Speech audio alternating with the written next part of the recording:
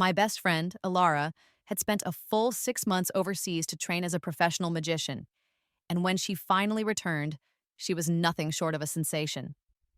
To build her fame and fortune, she developed a taste for performing extreme and dangerous stunts during every one of her live shows. In the beginning, I was deeply concerned and would plead with her to be more cautious, but she consistently brushed off my worries, her acts growing only more reckless with time. It was during this period that I began to notice something was deeply wrong. She would be on stage, writhing to escape a web of heavy chains, and at that exact moment, my shoulder would dislocate with a sickening pop for no discernible reason. She would be submerged in a locked water tank for a breathtaking escape stunt, and I would be miles away at my dinner table, my chest suddenly seizing up as I coughed uncontrollably, sputtering out mouthfuls of water. The most horrific incident occurred when she performed a trick for a massive audience that involved swallowing razor blades. As she did, my esophagus felt as if it were being shredded by something impossibly sharp, a corrosive agony that burned all the way down to my stomach. Lying in a sterile hospital bed, I wept and begged my husband, Mark, who also worked as her onstage assistant, for some kind of help or explanation. He only tried to placate me, his words meant to soothe, but only serving to isolate me further. Clara, he'd said gently, Ilara went to study stage magic, not some kind of dark arts. You're pregnant, and you need to be more careful with your stress levels. What could her act possibly have to do with you? Just try to stay home and focus on our baby.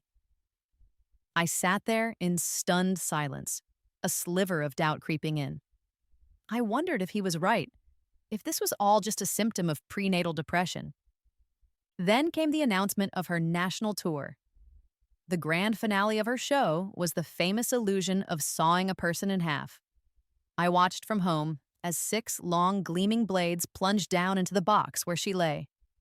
She emerged moments later completely unscathed, a triumphant smile on her face. At that very same moment, at home, I was brutally stabbed through my pregnant belly, a devastating attack that killed both me and my unborn child. The next time I opened my eyes, I found myself back on the day of her very first performance after returning home. An agonizing, phantom pain shot through every nerve in my body. I instinctively reached for my 8-month pregnant belly, but my hand met only flat skin. I looked down in a panic. There was no blood, no baby bump, nothing. From a nearby stage, a host's booming voice snapped me back to the jarring reality. And now, ladies and gentlemen, please give a warm welcome to the master magician Ilara for her first performance back in the States. I had been reborn. I was back to the day of Ilara's highly anticipated return show. In this timeline, my baby was only a tender 3 months along in my womb. A tiny flicker of life I now had a chance to protect. There was still time to fix everything. In my previous life, on this exact day, I had been at home, tidying up the living room while gently cradling my belly. It was then that I stumbled upon a photograph of my best friend and my husband together. Before I could even process what I was seeing, before I could get a good look at the image, I was stabbed to death. In the photograph, they were both naked, their bodies tangled in a deeply suggestive pose. I never even had the chance to confirm if it was truly them, but the image was seared into my memory. This time, my first priority was to get home immediately and find out what that picture was all about. Before Ilara had even set foot on the stage, I grabbed my handbag and tried to slip away from the bustling backstage area. But Mark stopped me, his hand closing around my arm. "Clara, where are you going? Ilara's about to go on," he said, a frown creasing his brow, clearly annoyed by my attempt to leave. Sensing his tone was too harsh, Mark's expression quickly softened, and he placed a placating hand on my arm. "Honey, Ilara is your best friend. She worked so incredibly hard studying abroad all this time. You have to be here to support her for her first show back. Aren't you happy for her?" I stared at his face, noticing an intensity in his eyes. He seemed even more excited and invested in my best friend's performance than I was. "Ouch, that hurts," I said suddenly, clutching my stomach and manufacturing a pained expression. This was only 2 weeks after I'd discovered I was pregnant, and Mark was still floating on a cloud about becoming a father, treating me as if I were made of delicate glass. Are you okay, honey? Do you think the baby kicked you? He asked, his voice filled with concern. I playfully tapped his chest. Silly, what are you talking about? The baby is only 3 months old. It doesn't even have feet yet. Mark laughed, a warm, familiar sound. He grabbed my fist and started to pull me closer for an embrace, but I used the momentum to push away from him gently, stepping back and continuing to hold my stomach. I think I ate something bad for lunch. I really need to find a restroom, fast. I'll go with you, he said, already starting to put his arm around me to lead me out of the crowded area. Just then, Alara's sweet, melodic voice called out from behind us. Mark, get ready. It's almost showtime. Mark froze in place. He took one step toward me, then let his arm drop from around my shoulders, his face a mask of apology. Clara, I have to go on stage. You go on your own. I forced a bright smile and waved him off. Go on, I'll be right back to watch. Break a leg. Alara ran over and grabbed my hand, her grip surprisingly strong. Clara, this is my first show back home. Having you here makes me feel so much better. I scoffed internally. You feel better, sure. All the knives and blades are sticking in me. I thought to myself, just you wait until I figure out exactly what you've done. That will be the day you die. I have to avenge my own death and the death of my unborn child. As soon as I was clear of the backstage area, I hailed the first available taxi and rushed home.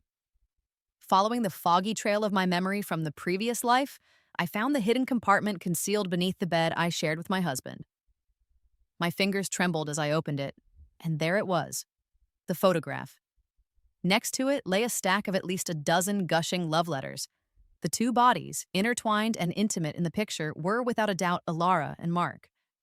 The searing, phantom pain of being stabbed through my gut washed over me again, so intensely real that I gasped. My heart felt as if it were being ripped to shreds. I clutched my chest and sank to the floor, the photograph slipping from my numb fingers and landing face down on the carpet. On the back, a single line was written in small, neat handwriting. The love of my life, forever in my heart.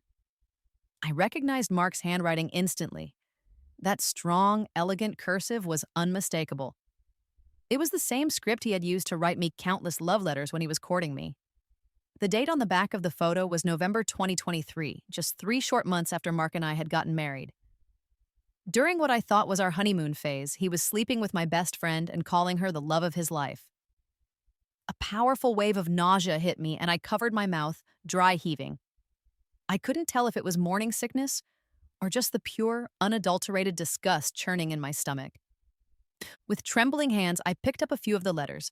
Some of the phrases seemed familiar, while others were entirely new to me. The familiar ones were, I realized with a dawning horror, word-for-word copies of letters that Mark had written to me. However, based on the dates, he had written them to Ilara first, and then simply copied them for me, his wife.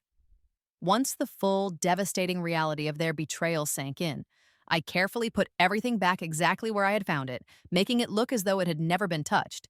Then I ran out the door and jumped into another cab, my destination now the hospital. At that exact moment, I knew Alara's magic show was starting. Driver, get me to the State Women's Hospital and please be fast, I urged. Before the driver could even press the accelerator, a sharp, piercing pain shot through my shoulder, and I watched as blood began to seep through the fabric of my shirt. I knew what it was. Alara and Mark were performing the blindfolded knife-throwing act. In my last life, no matter how wild and seemingly chaotic Mark's throws were, Alara always walked off the stage completely unharmed. He had even bragged to me about it multiple times. Honey, I'm a natural magician. Alara and I are the perfect partners, he'd said with pride. More cuts appeared on my body, one on my arm, another on my leg. The driver was so freaked out by the sight of me spontaneously bleeding that he floored it, hitting 120 miles per hour on the highway. Miss, are you okay? This looks really bad. I pressed a tissue from my purse to the deepest cut on my shoulder and said through gritted teeth, I'm fine. Sir, could you please go a little faster? Luckily, the act only involved 3 knives, so none of the wounds hit a vital organ. I got out of the car, covered in my own blood, and gave the shaken driver an extra $200 for the cleanup. I burst into the hospital lobby, screaming for a doctor. On the television mounted in the waiting room, Alara's debut show was being broadcast live for the whole nation to see. After getting my cuts cleaned and bandaged in the emergency room, I made a decision and scheduled an abortion. That bastard Mark didn't deserve to have a child with me. His child, our child, had already been killed in my past life by his own 6 blades. As the anesthesia began to take effect and I lay on the cold operating table, I knew that on stage, Alara was getting ready for her famous underwater escape act. Right in the middle of the medical procedure, my body started to convulse, and I began spitting up water, choking on it. The doctor was terrified and stopped the procedure immediately. I gasped for air, trying my best to reassure him between coughing fits. "It's okay, doctor. Please, cough. Please continue." Water poured from my mouth and nose. This was the second time in my 2 lives that I had experienced the horrifying feeling of nearly drowning.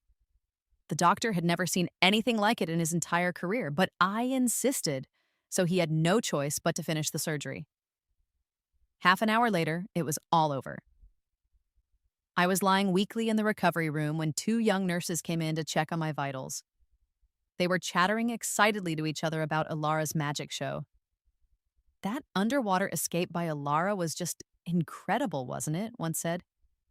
"Yeah, she was stuck in that tank for a full 5 minutes and came out perfectly fine. You can really tell she trained abroad. She was so calm, like a mermaid, even when she dropped the key and had to pick it up again." I clenched my fists under the thin hospital blanket, swearing to myself that no matter what evil tricks or dark curses she was using, I would not let her hurt me again. Suddenly, my phone rang, buzzing on the bedside table. It was Mark. I immediately declined the call and sent him a text message instead. "Hey, honey, work just sent me on a last-minute business trip. I'll be gone for a few days."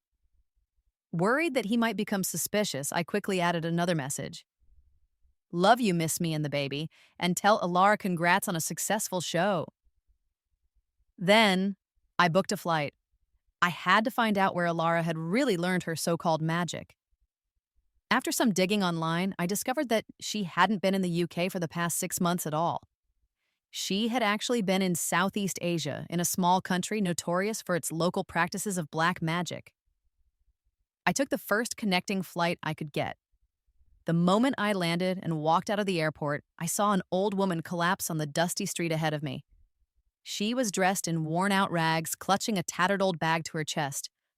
I rushed over, gave her some water from my bottle, and fanned her with a newspaper until she came to. Just as I was about to leave, she grabbed my arm with a surprisingly strong grip. "Don't go, little girl. Fate brought us together. I can help you." Before I could even reply, she snatched the golden Gourd pendant from my neck, breaking the delicate chain. "Hey, what are you—" I started to scold her, frowning in annoyance. But then, I watched as she twisted the small gourd open. Mark had given me that pendant for our wedding anniversary this year. I had no idea it could even be opened. The old woman pulled out a tiny, intricately folded piece of paper. It was a talisman. She clicked her tongue and shook her head sadly. "Child, you've been cursed." I was in a complete daze that whole afternoon, still reeling from the old woman's words by the time I was on the flight home. Her pronouncement echoed in my head. Cursed. If Alara was the one who had cursed me, the gourd was a gift from Mark. Could it be that he knew all along? That he knew Alara was using a curse to transfer her injuries directly to me? As if I were in a trance, I went straight back to our house, only to find Mark and Alara in the bathroom, wrapped in each other's arms, panting and disheveled. Alara was wearing the custom-tailored shirt I had given Mark for our anniversary. They were both clearly shocked to see me standing there. Mark quickly straightened his clothes and came out to hug me, his words a clumsy stream of excuses. "Clara, Alara got hurt during her show today. I was just helping her with the wound." I glanced over his shoulder. There was a small, insignificant cut on Alara's collarbone that was already almost completely healed. Suddenly, Mark's hand shot out and grabbed my wrist, his eyes wide with a strange fury. "Clara, where's the golden gourd I gave you? Why did you take it off?" His voice was sharp with an emotion I couldn't quite place. No wonder Ilara got hurt, I realized with a cold certainty. His grip was so tight it felt like he was crushing the bones in my wrist. Tears welled up in my eyes, more from shock than pain. Realizing he had lost his temper, he quickly let go and tried to soothe me, his tone changing completely. Honey, that's not what I meant. I just meant that necklace is a symbol of our love. You can't just take it off. At that moment, I was absolutely certain. He knew about the talisman hidden inside the gourd. I pulled the broken pendant out of my handbag, my face a carefully constructed blank mask. The chain broke. I can't wear it. The next second, Ilara took the gold chain from her own neck and handed it to me with a saccharine smile. That's such a shame, Clara. Here, use my chain. After all, it's your anniversary gift from Mark. He'd be so upset if you didn't wear it. Before I could object, Ilara took the gourd from my hand and began threading her own chain through it. Out of the corner of my eye, I saw her and Mark whispering to each other in the mirror's reflection. I watched them twist the gourd open just enough to make sure the talisman was still safely inside, then act as if nothing had happened. Here, honey, Mark said, his voice dripping with false sincerity. See how generous Ilara is? Giving you her own chain just like that. A friend like her is hard to find. I stood motionless as Mark fastened the nearly identical gold chain around my neck. It was hard not to suspect that he had bought two of them from the very start, one for me and one for Ilara. Tired of their elaborate games, I went straight to our bedroom. I carefully collected a long strand of dark hair from the bedsheets that I knew wasn't mine.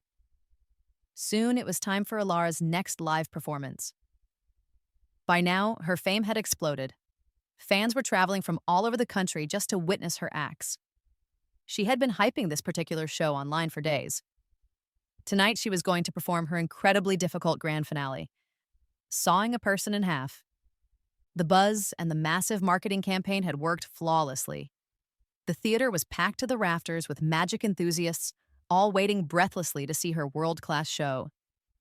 I've been a professional magician for over a decade, and I've never seen a performance as flawless as Ilara's. She's a true genius, one man behind me whispered. I have to talk to her after the show and pick her brain, said another.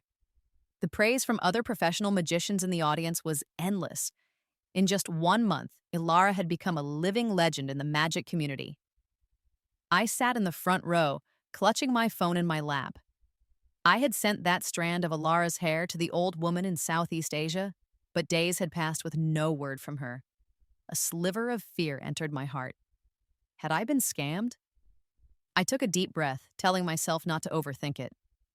I had already died once. If worst came to worst, I would just take this cheating, murderous pair down with me. Cold sweat soaked the back of my dress, and I couldn't stop my hands from trembling. The show was scheduled to start in 10 minutes, and Ilara's warm-up act for today was swallowing razor blades. I kept glancing at my phone as the minutes ticked by. Ilara and Mark walked onto the stage together to greet the audience, who erupted in thunderous cheers. Ilara is the goddess of magic. A legend in the making. Your act is flawless. I love you. It took a full 3 minutes for the applause to finally die down. Ilara smiled gracefully and waved to her adoring fans. Thank you, everyone. Please settle down. I'm so grateful you all came to my show tonight. She deliberately spoke in a cute, breathy voice, and I could practically see the men in the audience melting in their seats. Mark, up on stage beside her, was melting too.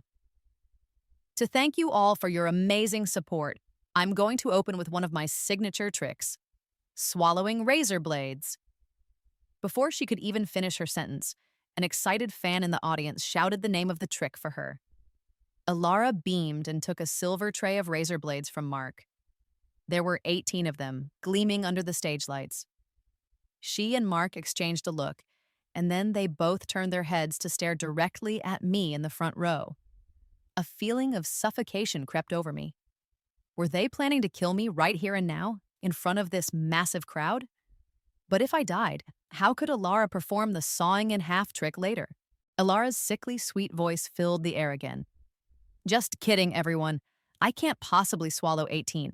I'm only going to swallow 3 tonight.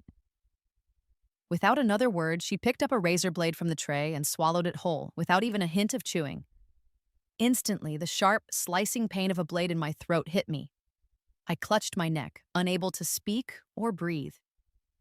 Just then, my phone rang. It was the old woman. I quickly answered, but at the exact same time, a blood-curdling scream echoed from the stage. Ah!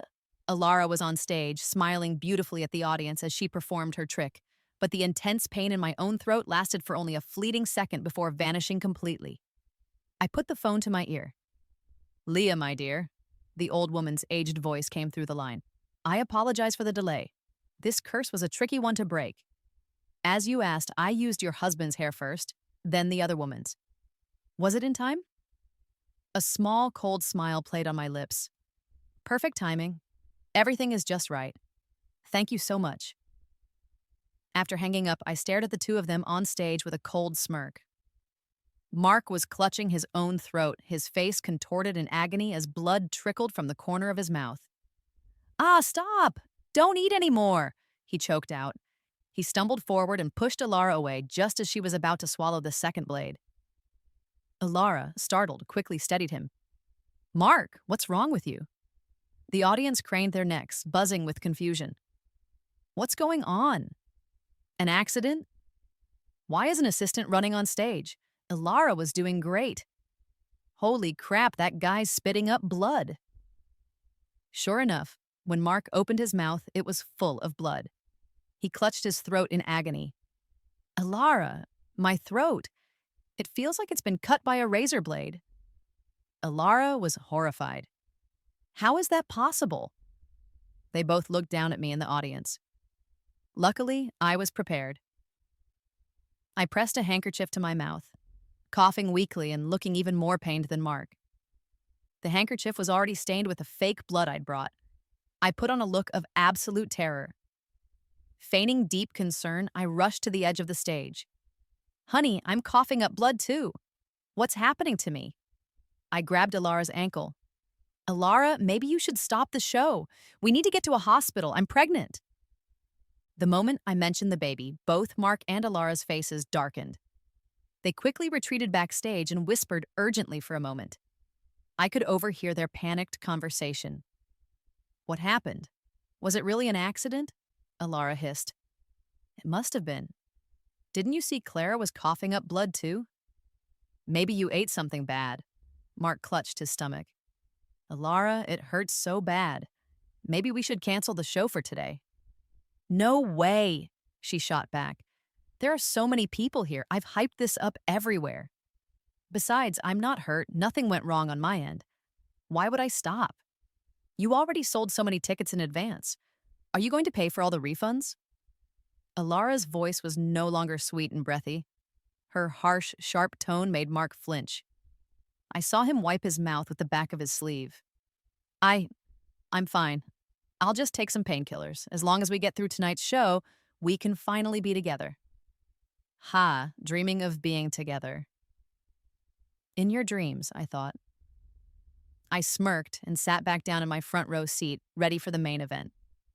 The curtains opened once again. Alara, back to her sweet and charming self, apologized profusely to the audience. "I'm so sorry, everyone. My assistant had a minor issue, but it won't affect our performance. And now for my grand finale, sawing a person in half." Instantly, the audience pulled out their phones, aiming them at the stage. Every magic enthusiast in the room wanted to record this flawless, legendary performance. Alara gracefully stepped into the long wooden box, even wiggling her feet playfully to the rhythm of the dramatic music. Mark walked over to the box, holding 6 sharp, gleaming blades. Just as he picked up the first blade to plunge it into the box, I stood up, raised my hand high, and shouted, "Wait!" Everyone in the massive theater turned to look at me. Mark and Alara shot me looks of pure, unadulterated annoyance. "Honey, we're in the middle of a show. You can't just interrupt like this," Mark said, his voice tight. "Yeah, Clara, this is being broadcast live nationwide," Alara added, her smile strained. As they spoke, the audience started murmuring with displeasure at the interruption. I waved my hand, feigning innocence. I'm just trying to help you guys out. All these fans came from so far to see you. Other magicians let the audience inspect their props. With a trick this amazing, you don't want people claiming it's fake later, do you? Hearing this, the audience members nodded in agreement. Alara just scoffed. My props are all 100% real. Anyone who doesn't believe me is welcome to come up and check. Seeing how smug and confident she was, I laughed to myself. Of course, I knew her props were real. They weren't just real, they weren't even props. They were solid, sharpened blades and a simple wooden box with no hidden compartments. After all, I was the one who had been killed by that very same blade in my past life. The reason I was doing this was to leave them with absolutely no way out. An excited fan jumped onto the stage and meticulously inspected all the props. No problems here. Everything is made of real materials, he shouted to the audience below. Even the knives have been sharpened. They're incredibly sharp. Alara shot me a triumphant look. All right, since there are no objections, I'm going to begin my performance. Let's not let irrelevant people spoil the fun for the audience. With that, she lay back down in the wooden box, and Mark closed the lid. He forcefully plunged the first blade in, its sharp tip poking out from the bottom of the box. Nothing happened to Alara because that blade passed through the empty gap by her arm, creating the clever illusion of passing through her body. The second blade was the same. As Mark picked up the third blade, he shot me a meaningful, hateful look. Even though I knew I couldn't be harmed anymore, a cold sweat broke out on my skin. That man, with murder in his eyes, was the husband I had loved deeply for 3 years. Mark gritted his teeth, shut his eyes tightly, and plunged the third blade straight through the box and directly into Alara's stomach. Ah! A horrifying scream erupted from inside the box. Soon, blood began to seep out from the container, staining the wood a dark crimson. The entire audience was in shock. Mark froze, the blade still in his hand. The sound of desperate pleas and frantic banging came from inside the box. Mark, get me! Get me out of here! Help me! Please help me! Alara's weak, gurgling voice drifted out from the box. Hearing her cries, Mark started to open the box, but then he stopped. The blade was currently piercing through the entire box and through Alara's abdomen. To open the lid, he would have to pull the blade out first. He couldn't bear to put Alara through that secondary trauma. The audience was in a complete uproar. The live performance was being broadcast across the entire country. Everyone now knew that this rising star of the magic world had a major, gruesome accident during her show. Alara was bleeding profusely inside the box, constantly banging on the wood. The oxygen inside the sealed box was also slowly running out. Hurry, save me, she cried. I pretended to be anxious and shouted, Honey, use another knife to chop the box open and get Alara out. I've already called an ambulance. Mark didn't have time to think. He grabbed another blade and started hacking violently at the wood.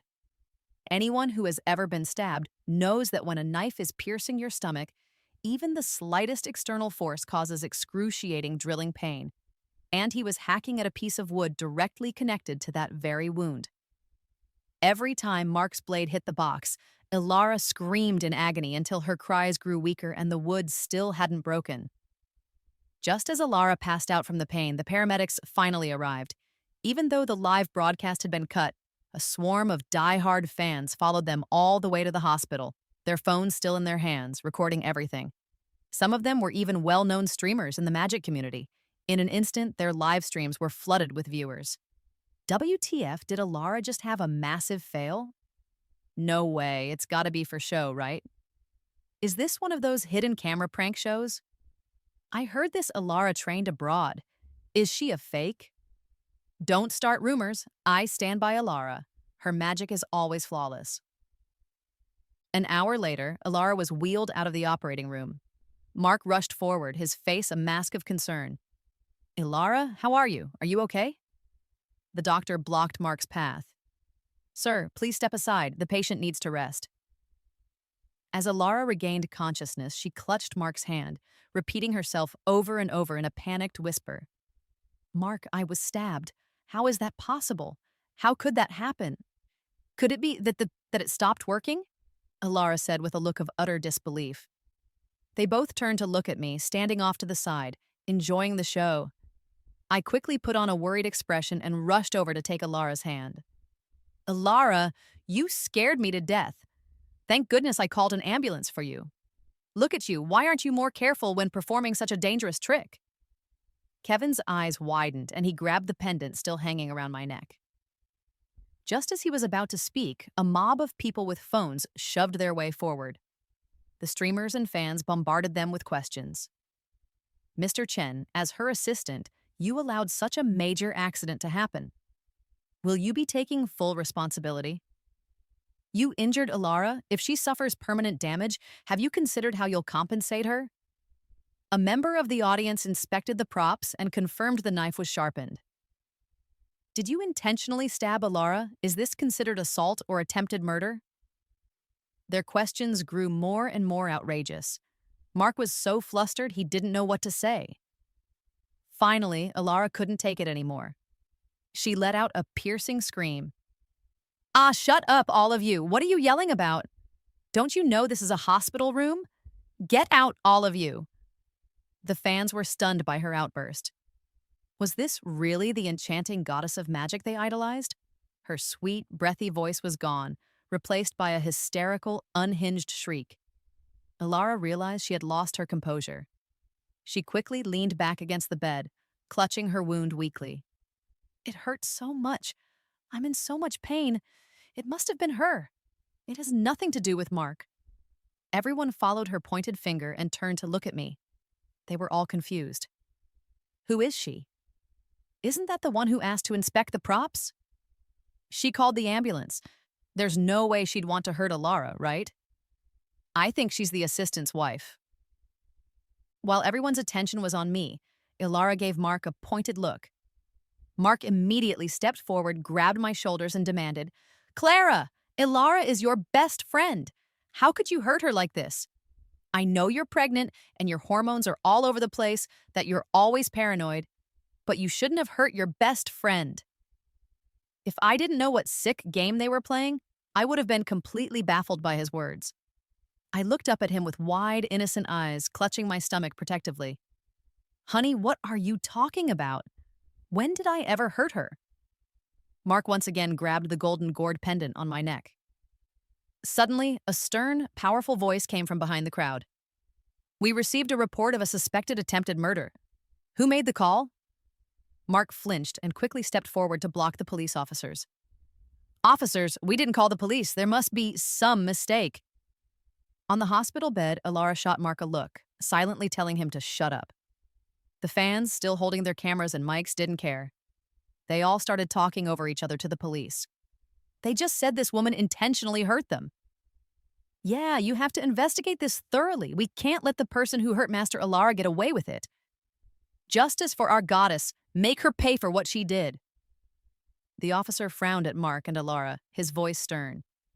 What exactly is going on here? Mark panicked. Officer, it's my wife. She misunderstood my relationship with her best friend, and during our magic show, she used some kind of trick. As Mark spoke with urgent sincerity, the officer's frown deepened. You're saying that when the knife went in, Alara wasn't supposed to get hurt? And the fact that she's injured now is your wife's doing? The room fell silent. Even the live stream comments stopped scrolling. Mark nodded emphatically. Yes, that's right, it must be her. The officer looked serious. Do you have any proof of these claims? Hearing this, Mark got excited and pointed at my neck.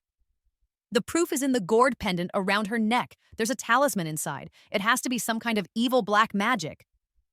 He violently ripped the gold chain from my neck and in front of everyone, pried open the gourd. Inside, there was indeed a yellowed folded piece of paper. The live stream comments went wild again. For real? What a vicious woman. Asian black magic? This woman actually tried to harm Alara. Dude, are you guys serious? Getting stabbed by a knife is supposed to hurt. Not getting hurt would be the black magic, right? Suddenly, Mark coughed up a mouthful of blood, and the golden gourd fell from his hand to the floor. I had almost forgotten that his esophagus was still injured from the razor blade incident. He clutched his stomach and collapsed, startling the police. A few doctors rushed in and frantically carried him to an operating room. He was out half an hour later. With tears in his eyes, Mark pleaded with the police. "Officer, I never thought my own wife would try to harm us. Look at my injury. I don't know what kind of black magic she used, but Ilara swallowed the razor blades and I'm the one who got hurt. You have to get to the bottom of this." The officer used a tissue to pick up the pendant from the floor. "So you're saying this piece of paper is black magic?" Mark and Ilara both nodded eagerly, playing the part of the victims perfectly. A short while later, the police brought in the props from their magic show, the remaining razor blades and the 6 sharp knives. After a careful inspection, the officer finally spoke. "Who was in charge of preparing the props for your magic show?" Mark answered weakly. "I was, officer." "And you used real knives?" The officer's brow furrowed. Ilara said smugly from her bed, "Of course, my magic is different from others. It relies on being real, not on tricks and fakes." I stepped forward and whispered something to the lead officer. Immediately, he took out a pair of handcuffs and cuffed both of them. They instantly panicked. "Officer, you've got the wrong person. Arrest her. She's the real culprit. She's the one who assaulted us." I let out a cold laugh and slapped them both hard across the face. Do you really think the police are idiots? The live stream comments were scrolling like crazy. Not a single person streaming the event was willing to leave. What's happening? Another plot twist? You guys are hilarious. Ilara uses real knives and weapons in her magic show? How could she possibly come out unscathed? Wait, what? Were we all scammed? Let the woman Clara speak. I need to see how this ends. Mark and Ilara, their faces red with my handprints, looked guilty and wouldn't meet my eyes. Ilara clutched her cheek and forced her voice into a pathetic whimper. "Clara, you and I are best friends. If you have a problem, you can just tell me. Trying to kill me is wrong. If you admit you were wrong, I can still forgive you." I scoffed. "Forgive me? How about you forgive Mark? You two keep saying this gold pendant has a black magic talisman in it." "So, how did Mark know it was there?" Mark immediately retorted, "I'm your husband. Of course I knew. You've hated Ilara for a long time because she learned magic and got famous. You're jealous of her. I tried to talk to you, but you wouldn't listen. How could I have such a vicious wife?" Looking at his stupid, desperate act, I honestly wondered what I ever saw in him. "And you, Mark. If you knew this thing was harmful all along, why didn't you get rid of it? Why didn't you just rip it off my neck and throw it away or burn it like you just tried to do?" Mark was speechless. Of course. Why wouldn't he throw away something he knew was harmful? Because it was harming me. And I deserved to die, right? I tried to stay calm and address the police officer. "Officer, first of all, I don't believe in things like black magic. Second, I had no idea there was anything inside my pendant. The pendant was a gift from Mark. I've never once seen what's inside it." Hearing my calm, logical rebuttal, Mark became frantic. "You're lying. It was you. Me coughing up blood and Ilara getting stabbed, it was all you. Originally, all of that was supposed to be..." Smack. Ilara slapped Mark hard across the mouth. He winced and shut up. The idiot had almost let the entire truth slip. I stared at them and shook my head. A moron and a manipulator. A match made in heaven.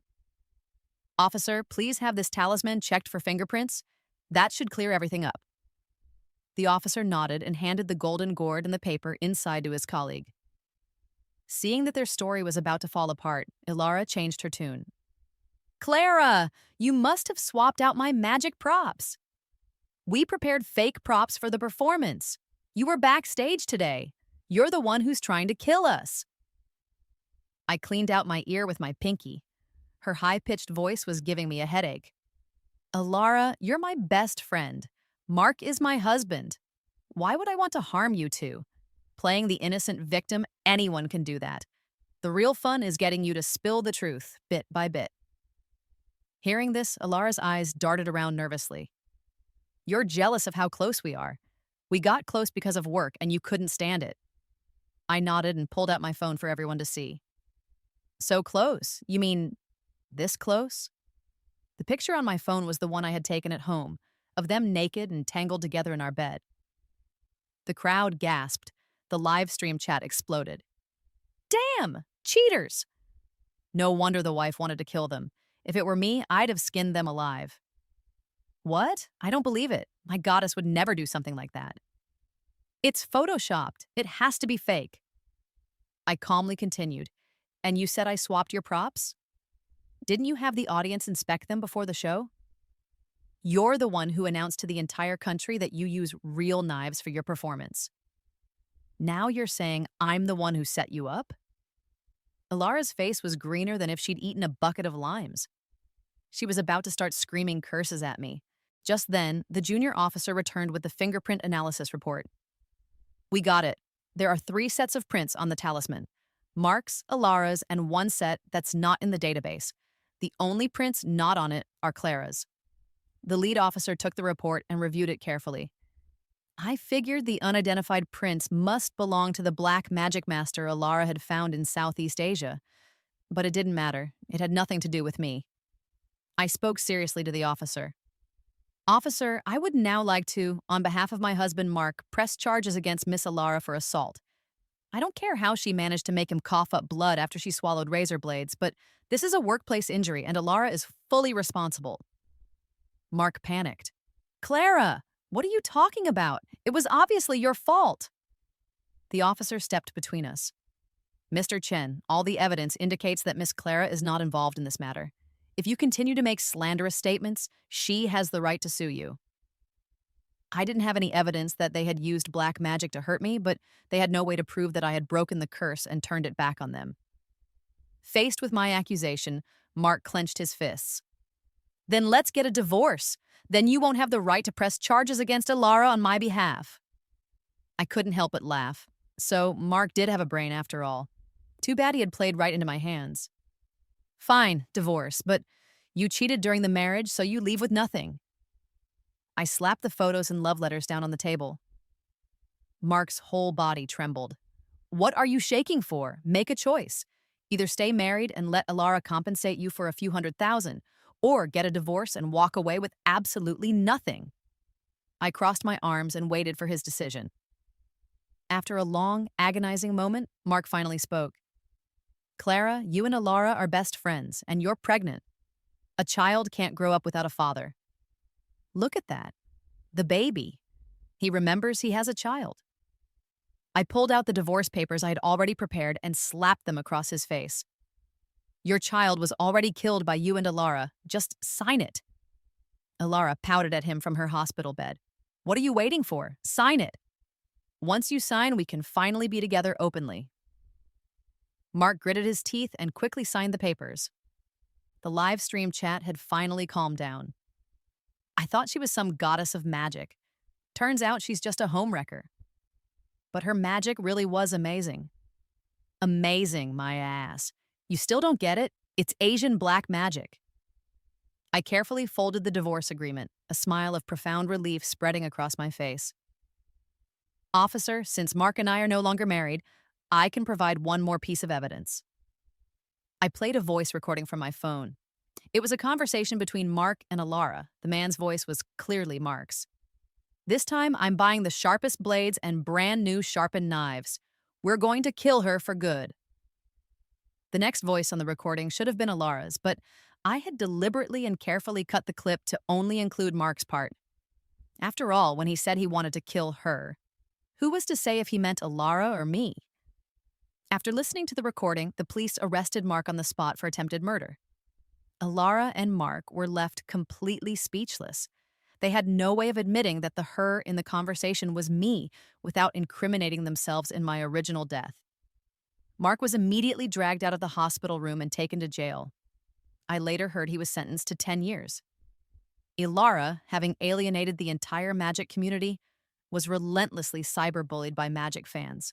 People attacked her online and offline, day after day. They threw eggs and splashed paint on her front door, and the constant harassment drove her to a complete mental breakdown. The last time I saw her was at the airport. She was disheveled and frantic, shouting at passersby that she could do magic, scaring little kids into tears. As for me, I was boarding a flight to Southeast Asia. It was a beautiful summer, the perfect time to visit the old woman who had helped me and to take a nice, long vacation.